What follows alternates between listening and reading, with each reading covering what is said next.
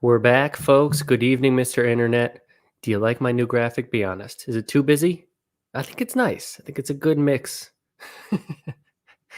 We're here for chapter 3 of Alan Watts's The Book, his 1966 seminal text, his book mostly written to his children and grandchildren, of the real stuff of the universe. Separate the wheat from the chaff.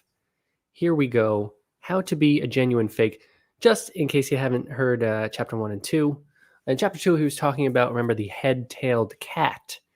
That our existence tends to be like looking through a narrow slit in a fence. So if a cat walks past, we see the head, then we see the middle, then we see the tail. And we erroneously think that the head causes the tail, when in fact, it's just one big giant cat. So we often look at things in life as cause and effect, when in fact those things are inherently entangled and they are one big giant thing. Dare I call it God, the universe, the source, whatever you'd like to call it, folks, okay? The nomenclature is irrelevant, but what is relevant is chapter 3, how to be a genuine fake. The cat has already been let out of the bag. Inside information that yourself as just little me who came into this world lives temporarily in a bag of skin is a hoax and a fake. The fact is that because no one thing or feature of this universe is separable from the whole, the only real you or self is the whole. The rest of this book will attempt to make this so clear that you will not only understand the words, but feel the fact. The first step is to understand as vividly as possible how the hoax begins. We must first look at the form and behavior of the hoax itself. I've long been interested in trying to find out how people experience or sense their own existence. For what specific sensations do they use the word I? Few people seem to use the word for their whole physical organism. I have a body is more common than I am a body. We speak of my legs as we speak of my clothes. And I seems to remain intact even if the legs are amputated. We say I speak, I walk, I think, and even I breathe. But we do not say I shape my bones, I grow my nails, I circulate my blood. We seem to use I for something in the body, but not really of the body. For much of what goes on in the body seems to happen to I in the same way as external events. I is used as the center of voluntary behavior and conscious attention, but not consistently. Breathing is only partially voluntary, as we say I was sick, or I dreamed, or I fell asleep, as if the verbs were not passive, but active. Nevertheless, I usually refers to a center in the body, but different peoples feel it in different places. For some cultures, it's in the region of the solar plexus. The Chinese Zin, the heart, mind, or soul, is found in the center of the chest. But most Westerners locate the ego in the head, from which center the rest of us dangles. The ego is somewhere behind the eyes and between the ears. It is as if there sat beneath the dome of the skull a controlling officer who wears earphones wired to the ears and watches a television screen wired to the eyes. I believe there's a Disney movie about that kind of thing. Also, Osmosis Jones? I don't know. Before him stands a great panel of dials and switches connected with all other parts of the body that yield conscious information or respond to the officer's will. So that's generally how we think of it. There's a little drop of light in your head that's kind of a little dude who's in control of the thing. This controlling officer sees sight, hears sounds, feels feelings, and quote-unquote has experiences. These are common but redundant ways of talking, for seeing a sight is just seeing, hearing a sound is just hearing, feeling a feeling is just feeling, and having an experience is just experiencing. But that these redundant phrases are so commonly used shows that most people think of themselves as separate from their thoughts and experiences. All this can get marvelously complicated when we begin to wonder whether our officer has another officer inside his head, and so ad infinitum. There was a young... Oh, come on, Derek. I got to jockey this scrolling wheel, folks. There was a young man who said, though it seems that I know, what I would like to see is the I that knows me, when I know that I know that I know. This paradox that, well, if there's a little guy inside my head and he's actually in control of all this stuff, who's in control of that guy? And so it's turtles all the way down, folks. One of the most important items in our officer's equipment is his recording and filing system, the memory which he constantly consults so as to know how to interpret and respond to his sensory input. Without this equipment, he could have no sensation of constancy, of being the same officer as he was seconds ago. Although memory records are much more fluid and elusive than photographic film or magnetic tape, the accumulation of memories is an essential part of the ego sensation. It gives the impression of oneself, the officer, as something that remains while life goes by, as if the conscious self were a stable mirror reflecting a passing procession. This further exaggerates the feeling of separateness, of oneself changing at a pace so much slower than outside events and inside thoughts that you seem to stand aside from them as an independent observer. But memories persist as the whirlpool persists. Remember in chapter 2, he was talking about how every person is a whirlpool. You have a center, but the things flowing in and out of you are constantly changing. You're more a verb than you are a noun. Conscious attention seems to scan them as computers scan their ever-cycling tapes for other storage mechanisms. Memory is an enduring pattern of motion, like the whirlpool, rather than an enduring substance like the mirror, a wax tablet, or a sheet of paper. If memories are stored in neurons, there is no standing aside from the stream of events, for neurons flow along in the same stream of events outside the skull. After all, your neurons are part of my external world and mine of yours. All our insides are outside. They are in the physical world.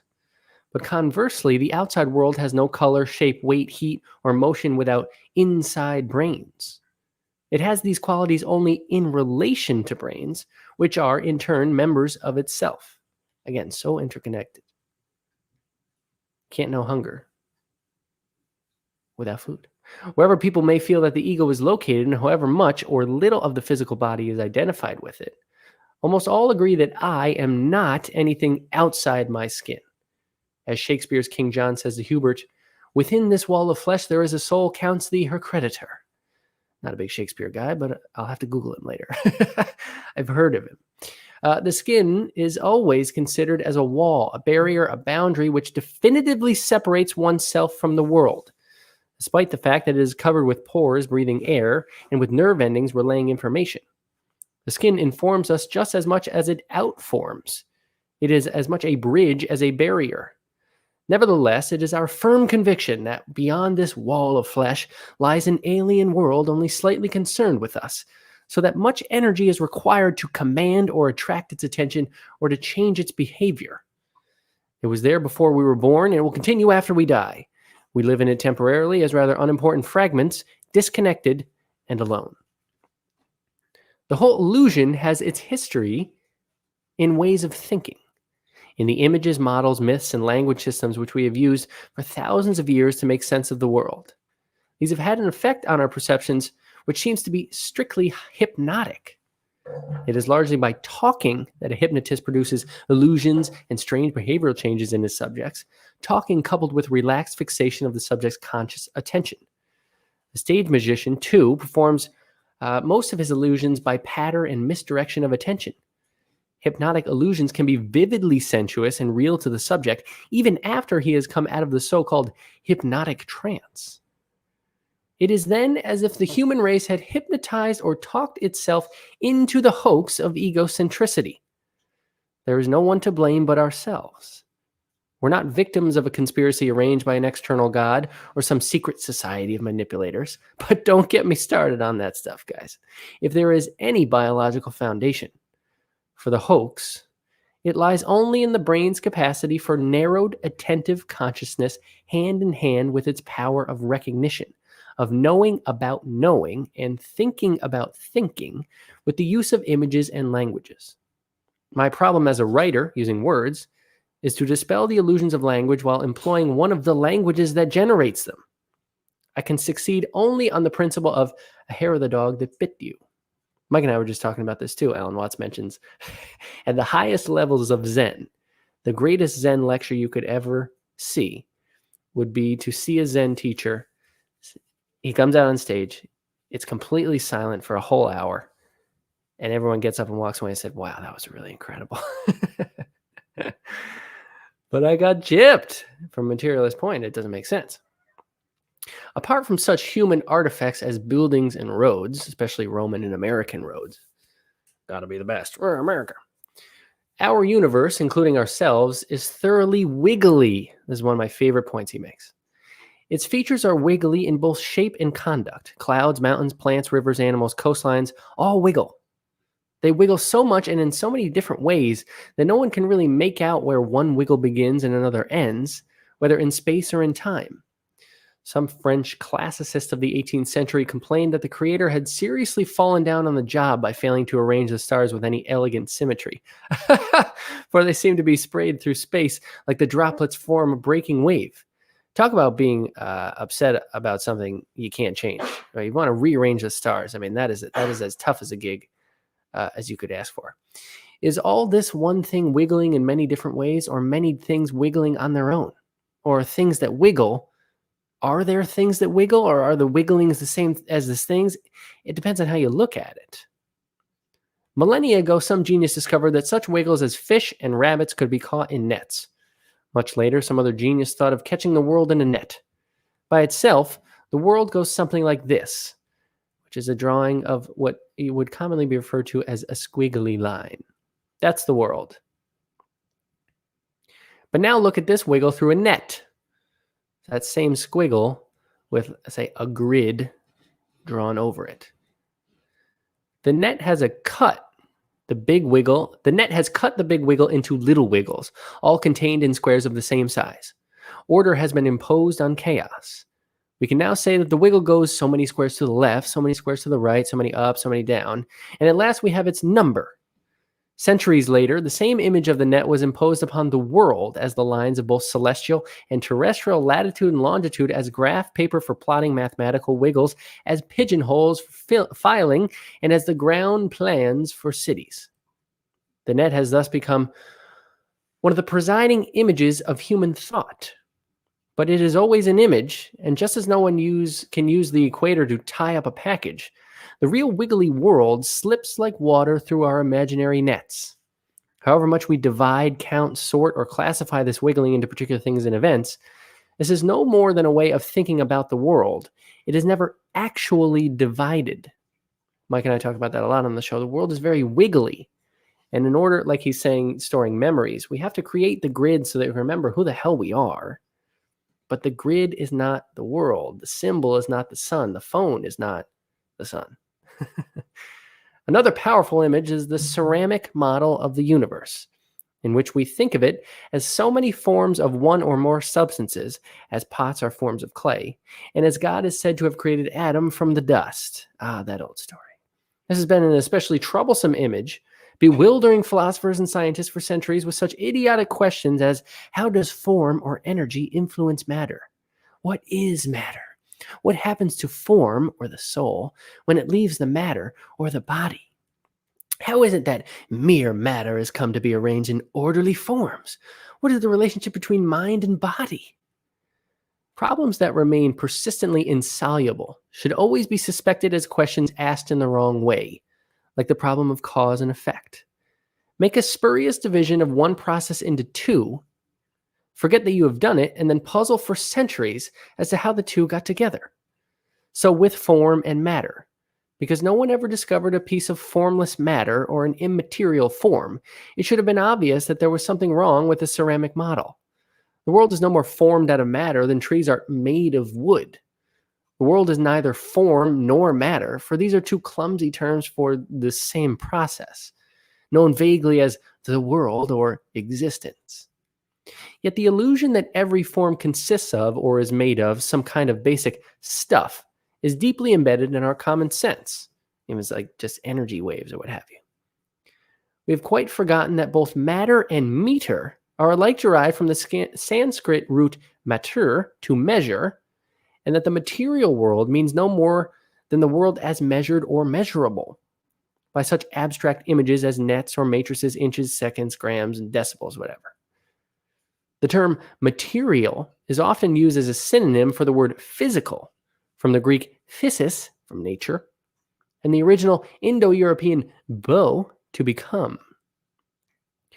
There is nothing in the words to suggest that the material or physical world is made of any kind of stuff according to the ceramic model, which must henceforth be called the crackpot model. But the crackpot model of the world as formed of clay has troubled more than the philosophers and the scientists. It lies at the root of the two major myths which have dominated Western civilization, and these, one following upon the other, have played an essential part in forming the illusion of the real person. If the world is basically mere stuff, like clay, it is hard to imagine that such inert dough can move and form itself. Energy, form, and intelligence must therefore come into the world from outside. The lump must be leavened. The world is therefore conceived as an artifact, like a jar, a statue, a table, or a bell. And if it is an artifact, someone must have made it, and someone must also have been responsible for the original stuff. That too must have been quote unquote made. In Genesis, here we go, the primordial stuff without form and void is symbolized as water. And as water does not wave without wind, nothing can happen until the Spirit of God moves upon its face. The forming and moving of matter is thus attributed to intelligent spirit, to a conscious force of energy informing matter so that its various spaces come and go, live and die. Yet in the world as we know it, many things are clearly wrong, and one hesitates to attribute these to the astonishing mind capable of making this world in the beginning. We are loath to believe that cruelty, pain, and malice come directly from the root and ground of being, and hope fervently that God at least is the perfection of all that we can imagine as wisdom and justice. Parentheses, we need not enter here into the fabulous and insoluble problem of evil, which this model of the universe creates, safe to know that it arises from the model itself. The peoples who developed this myth were ruled by patriarchs or kings, and such super kings as the Egyptian, Chaldean, not sure what that is, I gotta Google that, and Persian monarchs suggested the image of God as the monarch of the universe, perfect in wisdom and justice, love and mercy, yet nonetheless stern and exacting. This is the lifeguard God that we commonly recognize now and have largely thrown out, again, for a good many reasons. Nevertheless, we persist.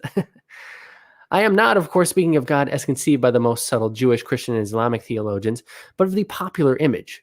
For it is the vivid image rather than the tenuous concept which has the greater influence on common sense. The image of God as a personal being, somehow outside or other than the world, had the merit of letting us feel that life is based on intelligence, that the laws of nature are everywhere consistent in that they proceed from one ruler, and that we could let our imaginations go to the limit in conceiving the sublime qualities of this supreme and perfect being. The image also gave everyone a sense of importance and meaning, for this God is directly aware of every tiniest fragment of dust and vibration of energy, since it is just his awareness of it that enables it to be.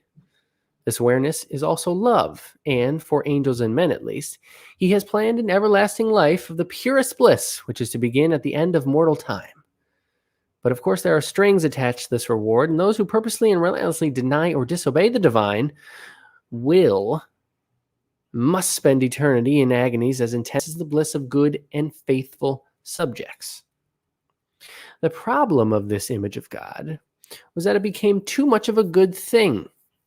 Children working at their desks in school are almost always put off when even a kindly and respected teacher watches over their shoulders. How much more disconcerting to realize that each single deed, thought, and feeling is watched by the teacher of teachers, that nowhere on earth or in heaven is there any hiding place that the eye which all sees all and judges all. This is again Alan Watts doing bits in 1966 that comedians wouldn't pick up until the 80s and 90s. Well, if God's watching me all the time, well, is he watching me jerking off or what? Is God's a freak? Alan Watts, the original Jerry Seinfeld. To many people, it was therefore an immense relief when Western thinkers began to question this image and to assert that the hypothesis of God was of no help in describing or predicting the course of nature. If everything, they said, was the creation and the operation of God, the statement had no more logic than everything is up. But as so often happens, when one tyrant is dethroned, a worse takes its place. The crackpot myth was retained without the potter. The world was still understood as an artifact, but on the model of an automatic machine. The laws of nature were still there, but no lawmaker. According to the deists, the Lord had made this machine and set it going, but then went to sleep or off on a vacation. But according to the atheists, naturalists, and agnostics, the world was fully automatic. It had constructed itself, though not on purpose. The stuff of matter was supposed to consist of atoms like minute billiard balls, so small as to permit no further division or analysis. Allow these atoms to wiggle around in various permutations and combinations for an indefinitely long time, and at some time in virtually infinite time, they will fall into the arrangement that we now know as the world, the old story of the monkeys and the typewriters, of course. And in this fully automatic model of the universe, shape and stuff survived as energy and matter. Human beings, mind and body included, were parts of the system, and thus were possessed of intelligence and feeling as a consequence of the same interminable gyrations of atoms. But the trouble about the monkeys with typewriters is that when at last they get around to typing the Encyclopedia Britannica, they may at any moment relapse into gibberish. Therefore, if human beings want to maintain their fluky status and order, they must work with full fury to defeat the merely random processes of nature. It is most strongly emphasized in this myth that matter is brute and energy blind, and that all nature outside human and some animal skins is a profoundly stupid and insensitive mechanism. Those who continue to believe in the someone up there who cares were ridiculed as woolly-minded, wishful thinkers, poor weaklings unable to face man's grim predicament in a heartless universe where survival is the sole privilege of the tough guys. This is something Mike and I have discussed on the show as well. And the fully automatic model of the world is kind of the one that most people, let's say in a modern America, are still under the impression that is the case. That's all a big giant mistake, and it's all just random events and things that are crashing into one another, and everything is always useless and purposeless. And whether or not that's true, I just think it's not a very fun way to look at life. And if you're not going to be here for that long, in the grand scheme of things, 100 years, not that long, you might as well have a little bit of fun. But it certainly is true that the someone up there who cares were ridiculed as woolly-minded, wishful thinkers. And people who, people who subscribe to the fully automatic model do think that, theistic people are too woolly. They're wishful thinking. I wish somebody was out looking at all that stuff, but they're not. And so Watts has presented these two very common viewpoints of the world. And through the rest of this book, he's really kind of break it down. We're starting to get some real goodies here, so I'm going to shut up. If the all too intelligent God was disconcerting, relief in getting rid of him was short-lived. He was replaced by the cosmic idiot. And people began to feel more estranged from the universe than ever. The situation merely reinforced the illusion of the loneliness and separateness of the ego, now a mental mechanism, and people calling themselves naturalists began the biggest war on nature ever waged. Again, the erroneous notion that the idea of life is man versus nature. We have to control everything in our environment, including people, by the way. And in doing so, we're absolutely destroying the entire planet, which is, I think, not a good thing to do. In one form or another, the myth of the fully automatic model has become extremely plausible. And in some scientific and academic disciplines, it is as much a sacrosanct dogma as any theological doctrine of the past, despite contrary trends in physics and biology. For there are fashions in myth, and the world-conquering West of the 19th century needed a philosophy of life in which realpolitik, victory for the tough people who face the bleak facts, was the guiding principle. Thus, the bleaker the facts you face, the tougher you seem to be. So we vied with each other to make the fully automatic model of the universe as bleak as possible. And this is a delicate point, but when you consider that, America or people in the world, people in the Western world, are largely afflicted by mental illness, separateness, depression, loneliness, this fully automatic model thinking everything's an absolute mistake, certainly if it doesn't cause it, it exacerbates it, at least a little bit. I mean, come on now. Nevertheless, it remains a myth, the fully automatic model, with all the positive and negative features of myth as an image used for making sense of the world. It is doubtful whether Western science and technology would have been possible unless we had tried to understand nature in terms of mechanical models. According to Joseph Needham, the Chinese, despite all their sophistication, made little progress in science because it never occurred to them to think of nature as mechanism, as quote-unquote composed of separable parts and quote-unquote obeying logical laws. Their view of the universe was organic. It was not a game of billiards in which the balls knocked each other around in a cause and effect series. What were causes and effects to us, to them were correlatives, events that arose naturally like back and front. The parts of their universe were not separable, but as fully interwoven as the act of selling with the act of buying. A quote-unquote made universe, whether of the crackpot or fully automatic model, is made of bits, and the bits are the basic realities of nature. Nature is therefore to be understood by microscopy and analysis to find out what the bits are and how they are put together. I mean, that's what science is, where you get to the atoms, further down, what it is, how do they fit together, cause and effect, fully automatic. This was the view of the nominalist philosophers of the late Middle Ages, who strongly opposed the then called realists for maintaining that such entities as mankind or human nature were real substances underlying the accidents of particular men and women. Every individual was therefore an example or a case of the human substance, though the word as then used did not mean matter or stuff, but a kind of essence stance under its particular manifestations, substance. The nominalists maintained that this was nonsense. For them, mankind was no more than the sum total of individual people. Mankind was not a substance, but simply a name for a class of creatures. It was not real, but merely nominal.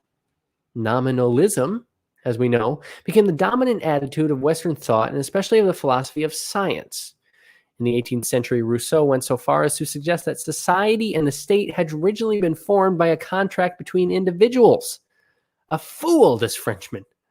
Society was an association like the Rotary Club.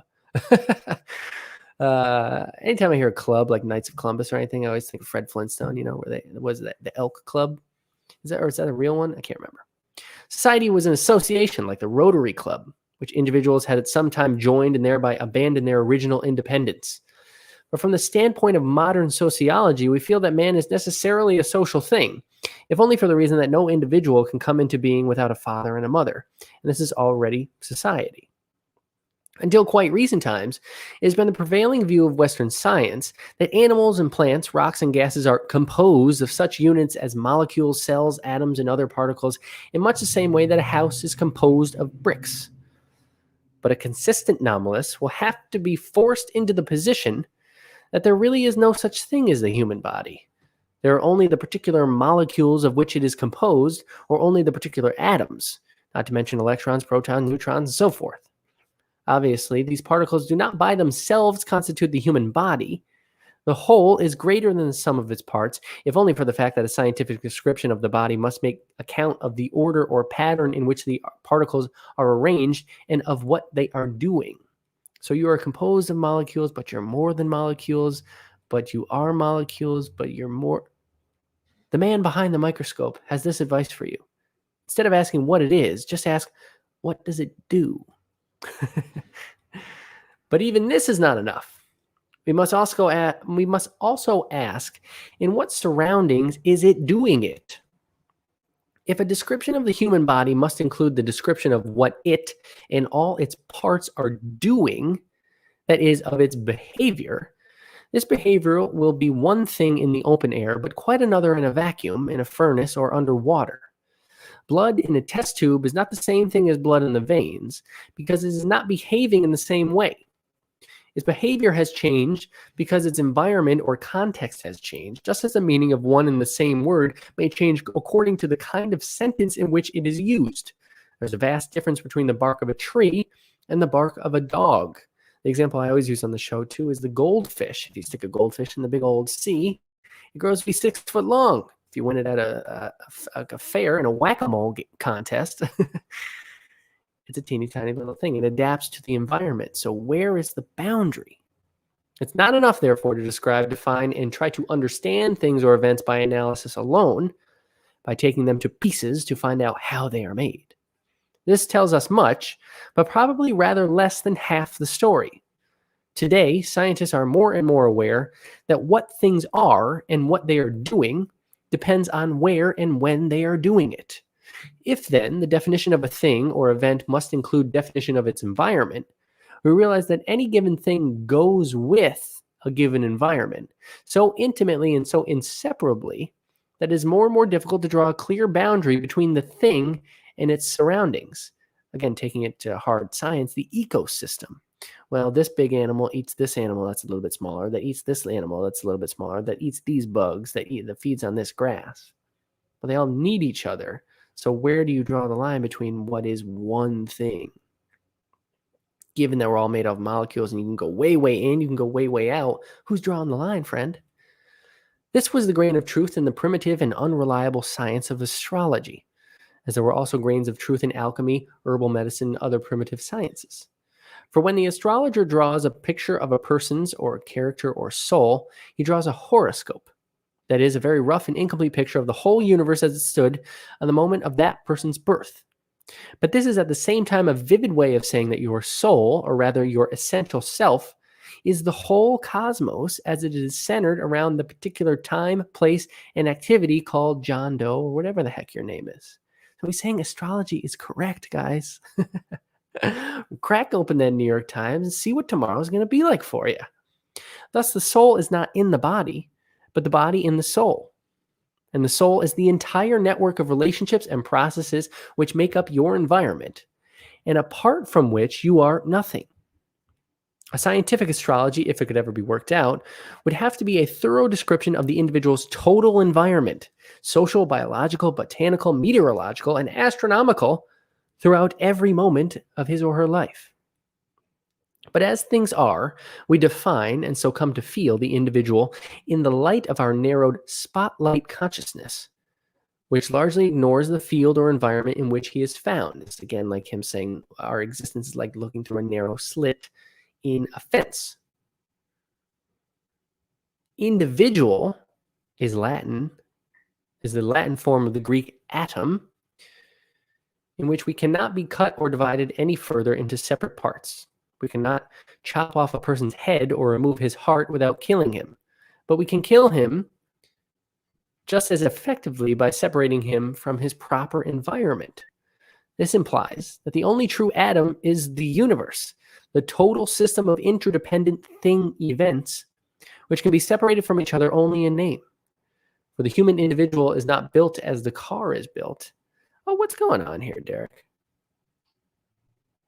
Please hold. Ba, bum, ba, dun, dun, frun, ging, ging, ging, fin, din, din, din, din, din, din, din, sa, do, da, do, da, do, do, da, do, do, fa, shwe, da, da, da, da. Thank you for holding.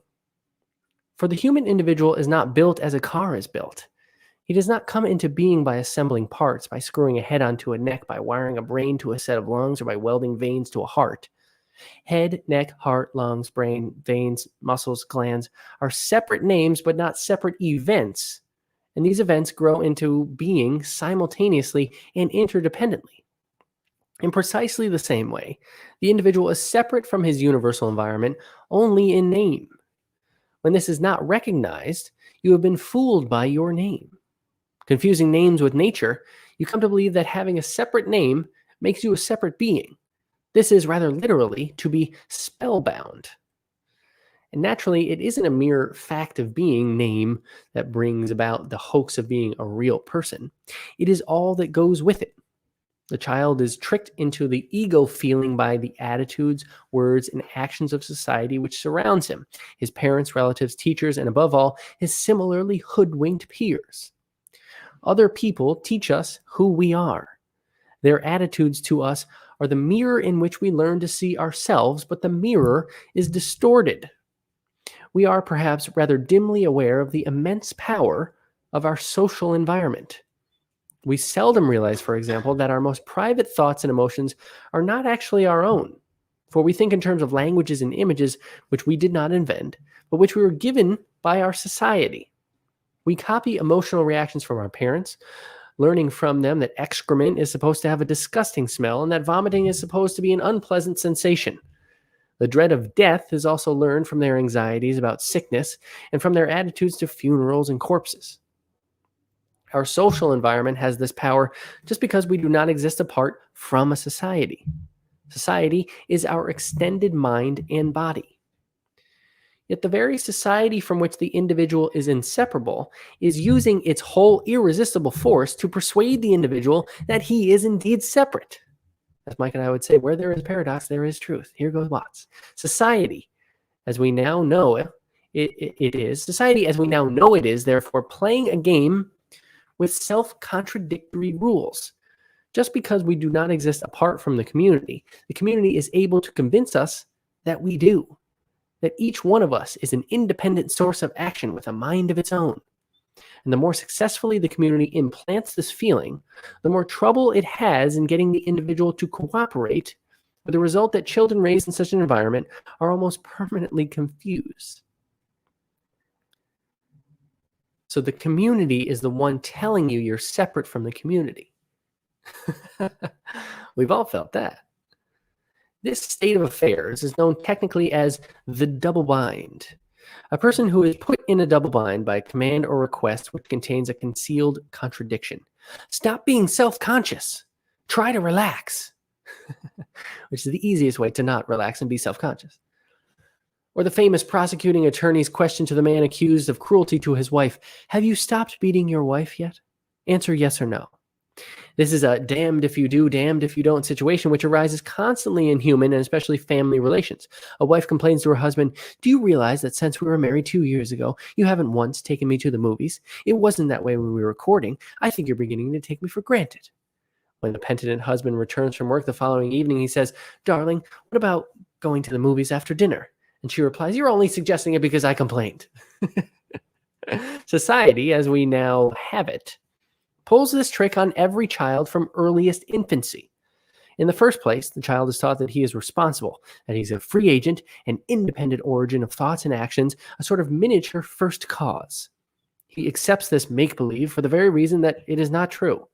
He can't help accepting it, just as he can't help accepting membership in the community where he was born. He has no way of resisting this kind of social indoctrination.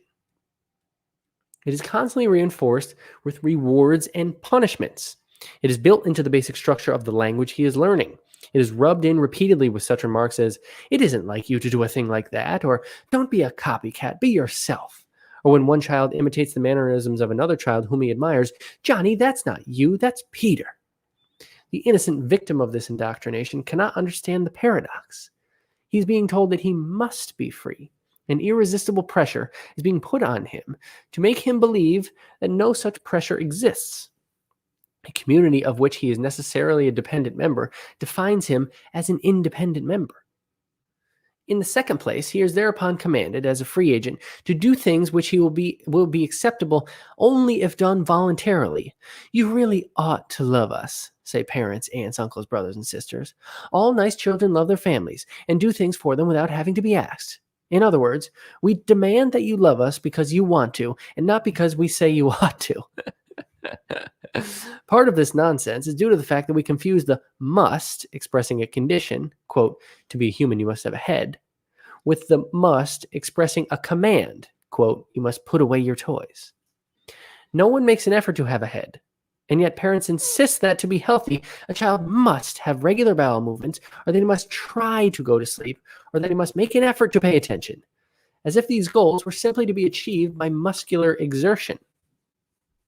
Children are in no position to see the contradictions in these demands, and even if there were some prodigy to point them out, he would be told summarily not to answer back, and that he lacked respect for his elders and betters.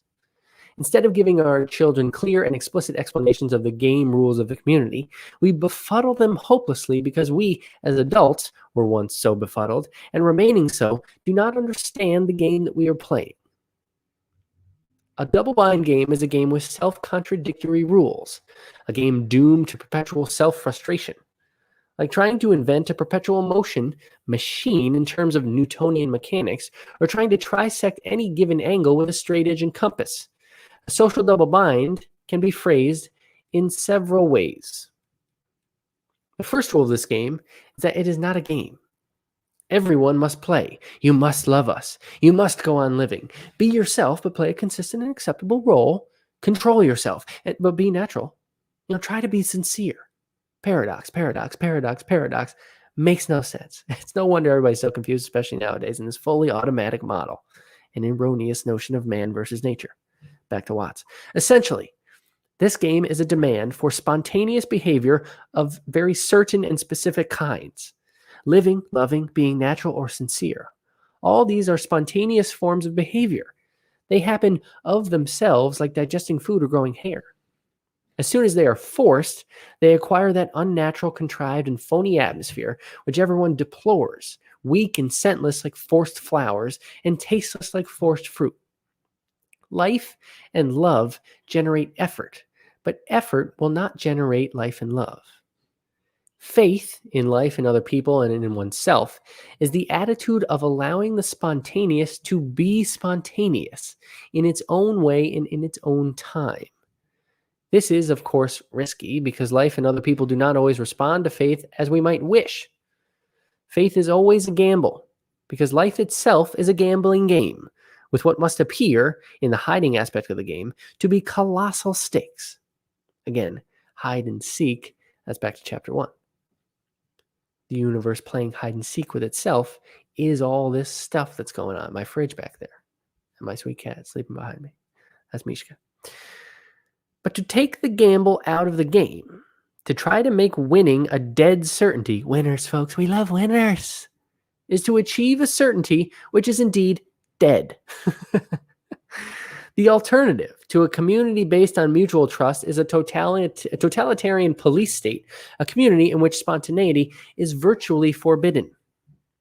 A Hindu treatise on the art of government, the Arthashastra, lays down the rules of policy for the complete tyrant, describing the organization of his palace, his court, and his state in such fashion as to make Machiavelli seem a liberal. The first rule is that he must trust no one and be without a single intimate friend. That seems like a great existence, huh? Beyond this, he must organize his government as a series of concentric circles composed of the various ministers, generals, officers, secretaries, and servants who execute his orders, every circle consisting a degree of rank leading up to the king himself at the center, like a spider in its web. Beginning with the circle immediately surrounding the king, the circles must consist alternately of his natural enemies and his natural friends. Can you imagine somebody actually wrote that book, like sat down and was like, here's how you do it. Here's how you be the biggest prick in the history of time. Because the very highest rank of princes will be plotting to seize the king's power, of course. I've seen Game of Thrones, come on. They must be surrounded and watched by a circle of ministers eager to gain the king's favor. And this hierarchy of mutually mistrusting circles must go all the way out to the fringe of the web. Divide et impera, divide and rule. Again, my apologies to the Latin speakers out there. Meanwhile, the king remains in the safety of his inmost apartments, attended by guards who are in turn watched by other guards hidden in the walls. Hidden in the walls! Slaves taste his food for poison, and he must sleep either with one eye open or with his door firmly locked on the inside. In case of a serious revolution, there must be a secret underground passage giving him escape from the center, a passage containing a lever which will unsettle the keystone of the building and bring it crashing down upon his rebellious court. The Arthashastra does not forget to warn the tyrant that he can never win. He may rise to... So then why do it? I guess so he can just rage against the dying of the light or something. He may rise to eminence through ambition or the call of duty, but the more absolute his power, the more he is hated, and the more he is the prisoner of his own trap. I would bring this to a modern context and say that anybody who actually wants to be president is insane. The web catches the spider. He cannot wander at leisure in the streets and parks of his own capital, or sit on a lonely beach listening to the waves and watching the gulls. Through enslaving others, he himself becomes the most miserable of slaves.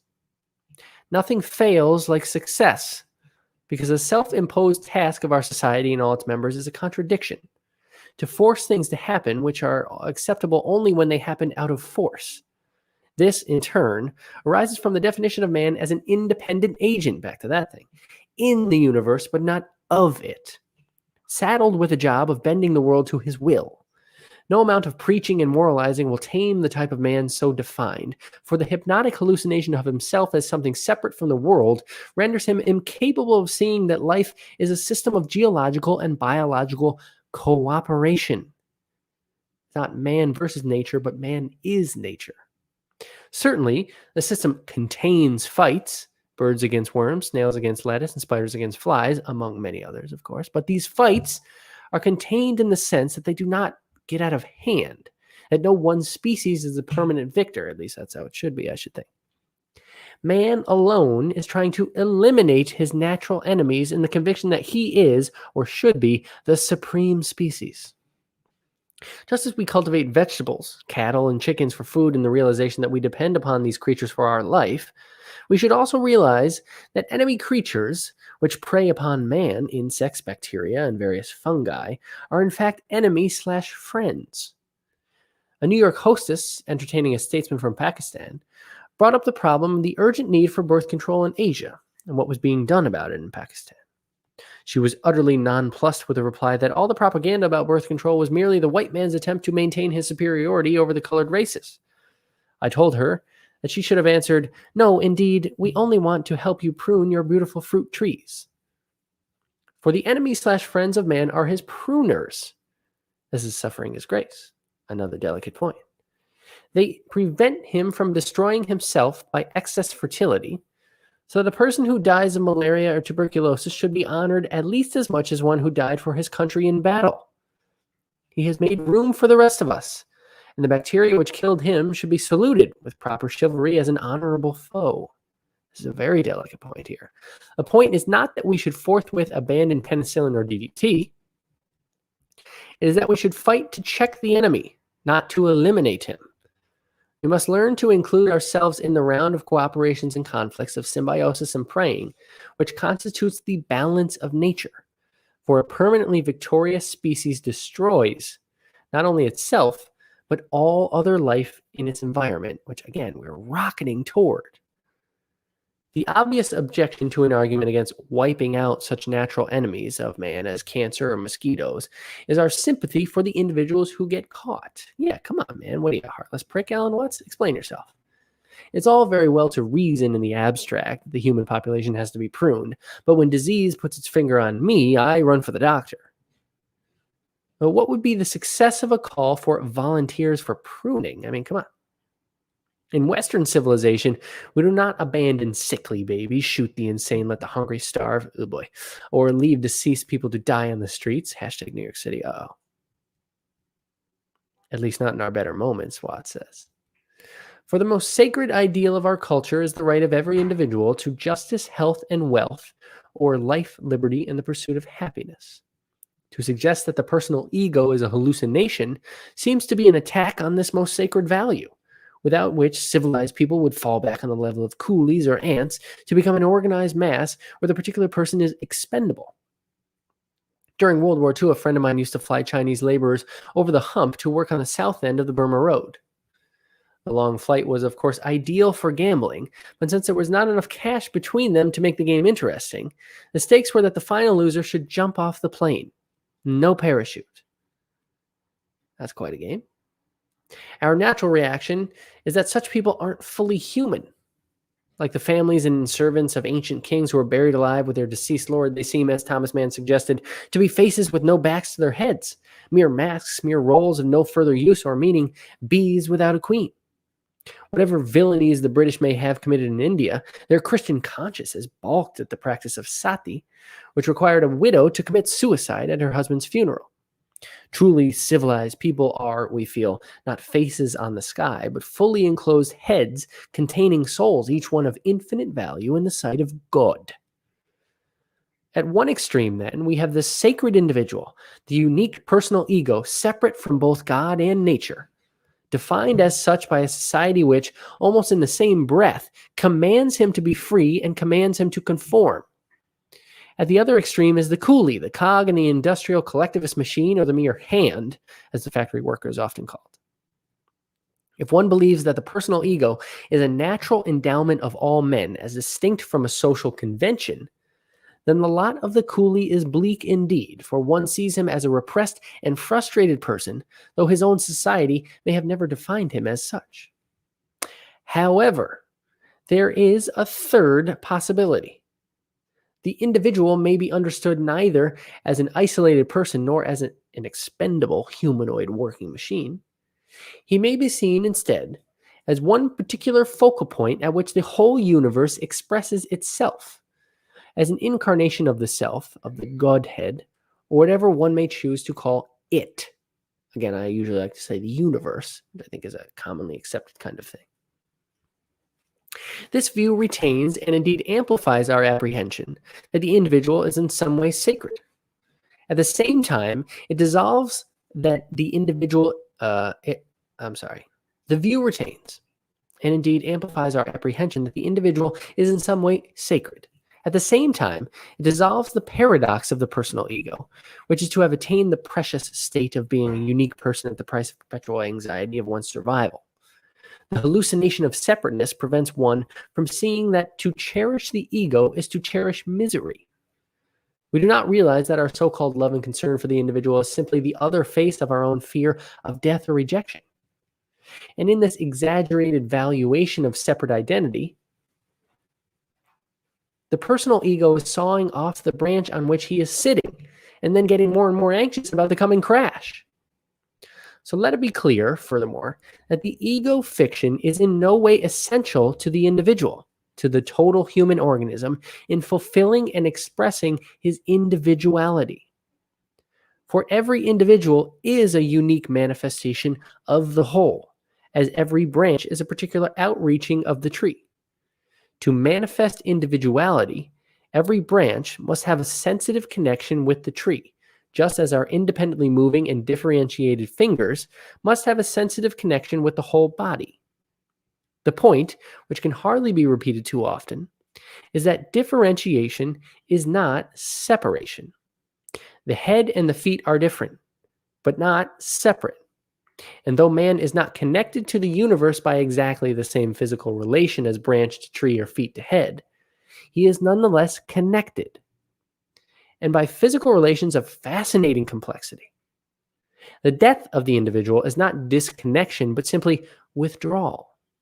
The corpse is like a footprint or an echo, a dissolving trace of something which the self has ceased to do. If then the differentiation of individuals is of great value, in the sense that your heart and your lungs both good separately, working in harmony. If then the differentiation of individuals is of great value, on the principle that variety is the spice of life, this value is not going to be enhanced by a self-contradictory definition of individuality. Again, thinking, it's only me and I'm the only one doing anything.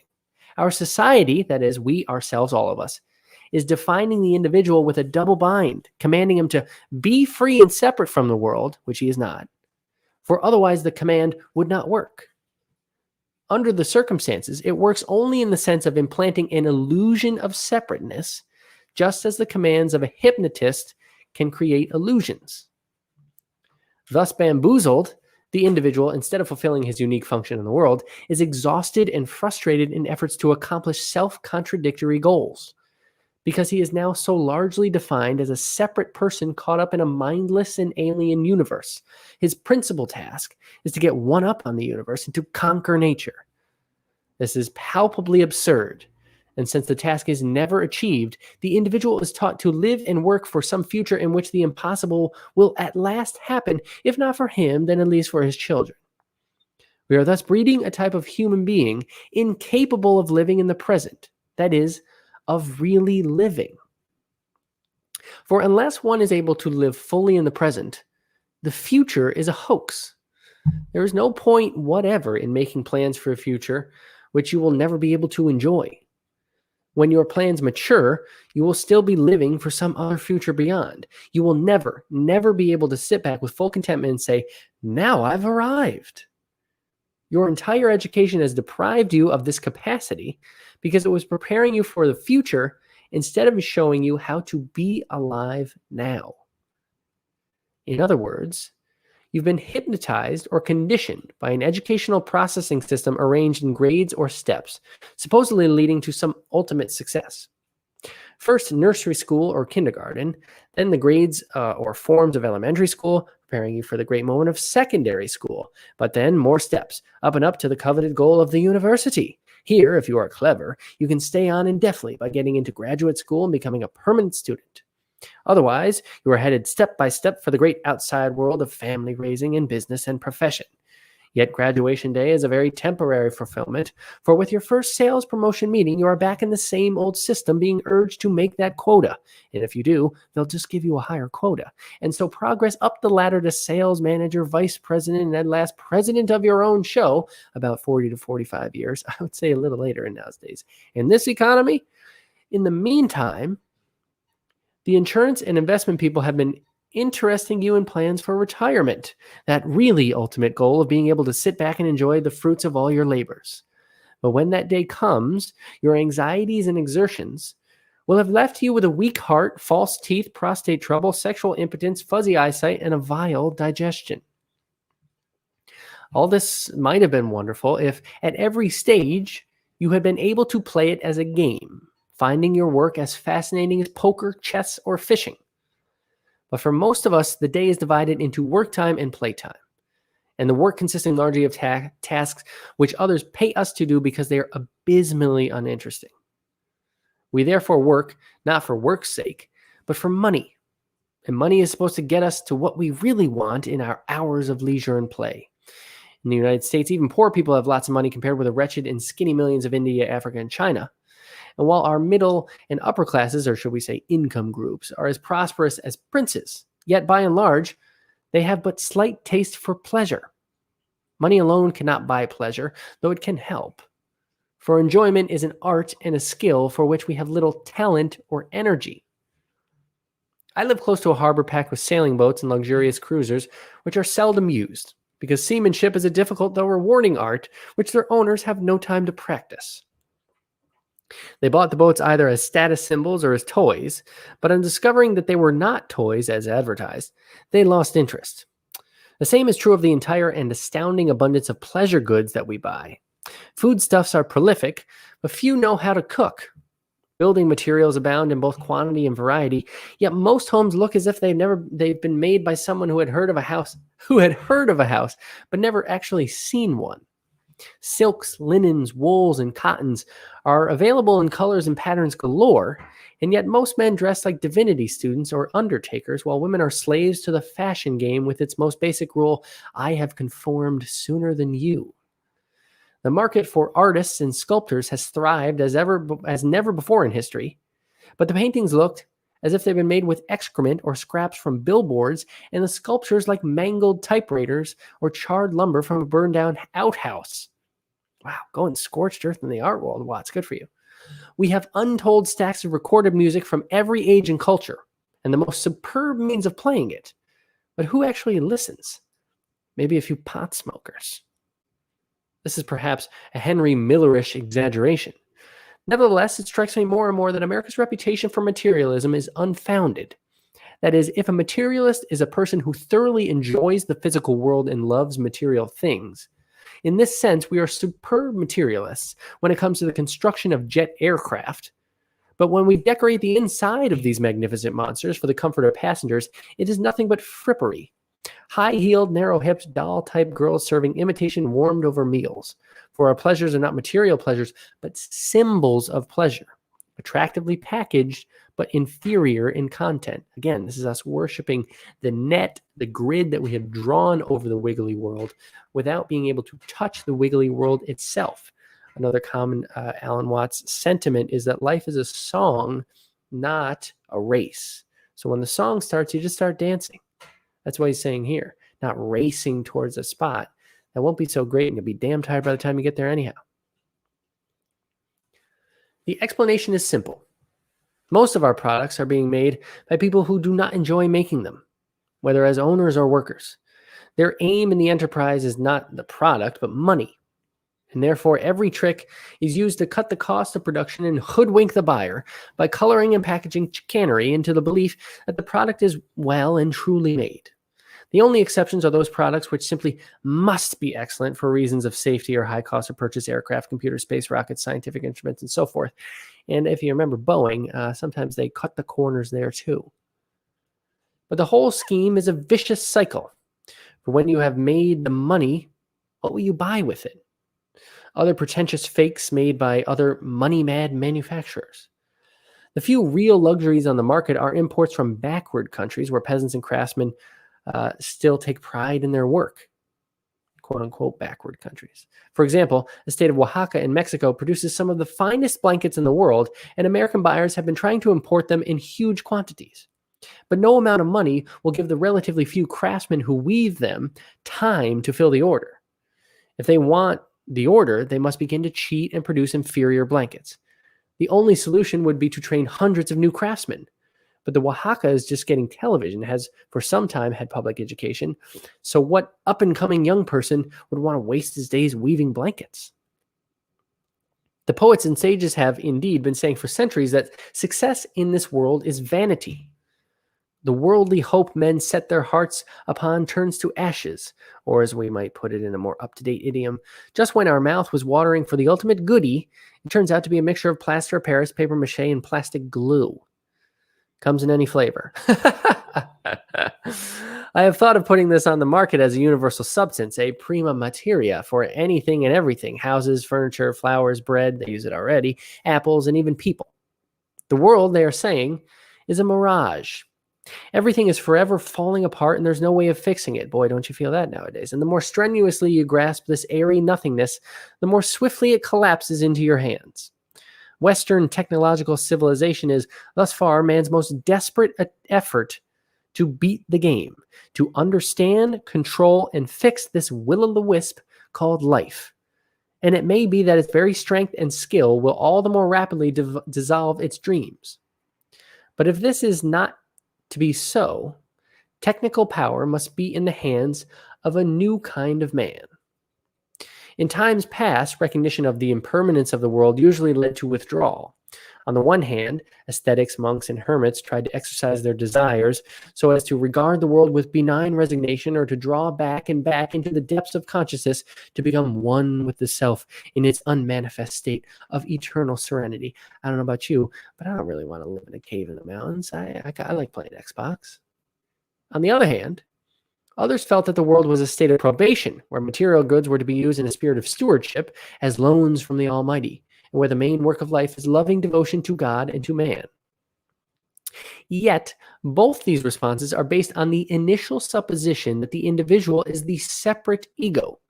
And because this supposition is the work of a double mind, any task undertaken on this basis, including religion, will be self-defeating. Just because it is a hoax from the beginning, the personal ego can only make a phony response to life. For the world is an ever elusive and ever disappointing mirage, only from the standpoint of someone standing aside from it, as if it were quite other than himself, and then trying to grasp it. Without birth and death, and without the perpetual transmutation of all forms of life, the world will be static, rhythmless, undancing, and mummified. But a third response is possible. Not withdrawal, not stewardship on the hypothesis of a future reward, but the fullest collaboration with the world as a harmonious system of contained conflicts, based on the realization that the only real I is the whole endless process. This realization is already in us in the sense that our bodies know it, our bones and nerves and sense organs. We do not know it only in the sense that the thin ray of conscious attention has been taught to ignore it, and taught so thoroughly that we are very genuine fakes indeed. I'll read that last sentence again.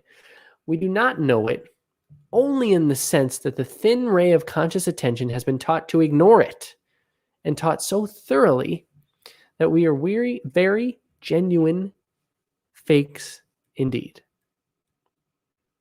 And that is a conclusion of chapter 3 there. So a lot of really juicy stuff. That's a juicy chapter right there.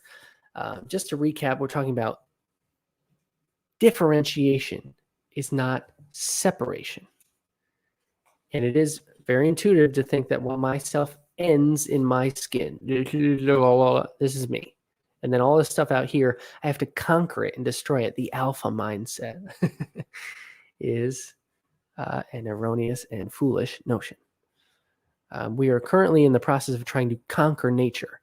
I don't know if you've noticed, but we are simultaneously absolutely destroying nature in the process. not for nothing, but American Indian tribes lived in harmony with nature.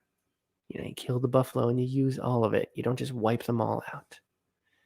And now sustainability is such a buzzword, but the worldwide economic system of capitalism is eating, destroying, trying to control and conform the world into a specific, honestly, fitting a square peg into a round hole.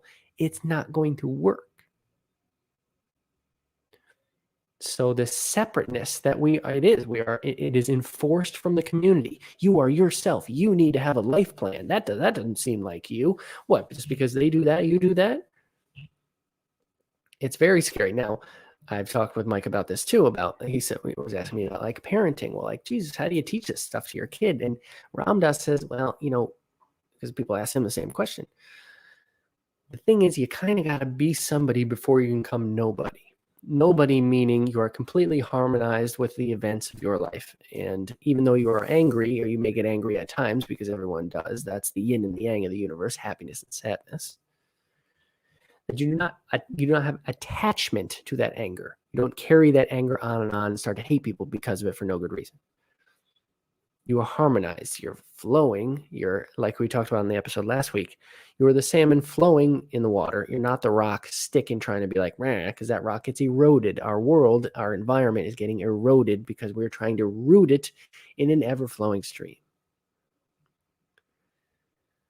And so when we believe that the world is fully automatic, it's all these random objects crashing into one another, that separateness, that loneliness is very much reinforced. And we keep mentioning this on the show, but it's worth repeating, I think, that, man, even if you're not totally sure, you don't totally buy all of it, don't you just think it's more fun? Can't you just put a little bit of magic back in the world? It's interesting what he says about America's not a materialist culture because we don't even know how to appreciate the materials that we work so hard to buy. And isn't it true that, even when you buy the thing that you eventually want, well, it gets old, the TV, the car, it broke down, and you take it for granted how quickly. I mean, you save up to buy a nice car. Maybe, you polish it relentlessly, but at some point you're taking advantage of it. At some point you're looking at the next car to get. So we are materially obsessed, but we're not even good at that, which is all the more reason to abandon that line of thinking for one of absolute connectedness. That brings more fun to life, brings more magic to life. Mike and I have been talking a lot about synchronicities. When you see synchronicity, allow that to have some intuitive meaning to yourself, if only for the fact that I just think it's more fun, dude. So a lot of juicy, good stuff. And again, I love the image of the world being so wiggly. In nature, there are no right angles. You walk through a forest, there's nothing that's a right angle. You walk through Midtown Manhattan, it is all right angles. It's all ideas. It's all unnatural with regard to the previous 248,000 years of human history. Maybe in the past 2,000, we've had not even skyscrapers, maybe a right angle. But that is rooted in trying to control our environment, which is impossible. So there you have it, folks. That's chapter 3. I'll be back next Tuesday for chapter 4. Thank you for tuning in. Spent a grand old time. Tomorrow night, 7 p.m., I will be back with Zach Kandaji, a very funny comic from New York City. We're going to pick his brain. We're going to have a couple good laughs. And then, of course, Mike and I will be live 8 a.m. Sunday morning. You can check us out when and wherever you would like: Apple Podcasts, Spotify, Twitch, the other YouTubes, and MySpace and Stitcher. No, we're not. And MySpace, and check us out on MySpace, Your Space, Our Space. I think that's what we learned from Watts today. There is no MySpace. It's our space, guys. All right, I'm out of here.